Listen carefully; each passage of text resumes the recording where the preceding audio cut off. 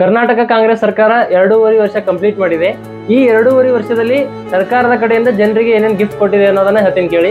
Metro ದರ 71% ಏರಿಕೆ, ಹಾಲು ದರ 4% ಏರಿಕೆ, ಬಸ್ ಟಿಕೆಟ್ 15% ಏರಿಕೆ, ತುಪ್ಪದ ಬೆಲೆ 90 ರೂಪೀಸ್ ಪರ್ ಕೆಜಿ ಜಾಸ್ತಿ, ಎಲೆಕ್ಟ್ರಿಸಿಟಿ ಬಿಲ್ ಮುಂಚೆ 120 ರೂಪಾಯಿ ಇತ್ತು, ಈಗ 145 ರೂಪಾಯಿ, property registration fees double, stamp duty ದರ 200% ಟು 500% ಏರಿಕೆ, ನ್ಯೂ ಎಂಟ್ರಿಗೆ ಫೀಸ್ ಏರಿಕೆ, ಓಲಾ ಉಬರ್ ಡ್ರೈವರ್ಸ್ಗೆ 3% extra charge, private college fees 10% ಏರಿಕೆ, ಸಿನಿಮಾ ಟಿಕೆಟ್ಗೆ 2% extra charge.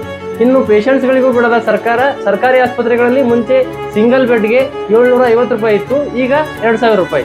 OPD IPD fees double, ಸಾರಿಗೆ ಸಂಸ್ಥೆ ಸಿಬ್ಬಂದಿಗಳ ಸಂಬಳ ಬಾಕಿ. ಒಂದ್ ಕಡೆ RSS ಪಥಸಂಚಲನಕ್ಕೆ ಹೋದ ಅಧಿಕಾರಿಗಳಿಗೆ ಟಾರ್ಗೆಟ್, ಇನ್ನೊಂದ್ ಕಡೆ ಉಗ್ರರಿಗೆ ಹೊರಪನ ಅಗ್ರಹಾರದಲ್ಲಿ ಐಷಾರಾಮಿ ಫೆಸಿಲಿಟಿ. ಗೋ ಹತ್ಯೆಗಳನ್ನ ತಡೀರಿ ಅಂತ ಹೇಳುವವರಿಗೆ ಜೈಲಿಗೆ ಹಾಕ್ತಾರೆ, ಆದರೆ ಹುಬ್ಬಳ್ಳಿ, DJಹಳ್ಳಿ, KJಹಳ್ಳಿ ಗಲಭೆಯಲ್ಲಿ ಭಾಗಿಯಾದವರಿಗೆ ಕ್ಲೀನ್ ಚೀಟ್ ಕೊಟ್ಟು ಕೇಸ್ ವಾಪಸ್. ವಾಲ್ಮೀಕಿ ಹಗರಣ, ಮೂಢ ಹಗರಣ, ಸ್ವೀಪರ್ ಮಷಿನ್ ಸ್ಕ್ಯಾಮ್ ಇಷ್ಟೆಲ್ಲ ಮಾಡಿದ ಗ್ಯಾರಂಟಿ ಸರ್ಕಾರ, ಸ್ಕ್ಯಾಮ್ ಸರ್ಕಾರ. ಬೆಂಗಳೂರಿಗೆ ಮುಂಚೆ ಸಿಲಿಕಾನ್ ನಗರ ಅಂತ ಕರಿತಿದ್ರು, ನಮ್ಮ ಸ್ಕ್ಯಾಮ್ ಸರ್ಕಾರ ಬಂದ್ಮೇಲೆ ಗುಂಡಿ ನಗರ ಅಂತ ಕರಿತಿದ್ದಾರೆ. ಇನ್ನೂ 2.5 ವರ್ಷ ಬಾಕಿ ಇದೆ. People enjoy it.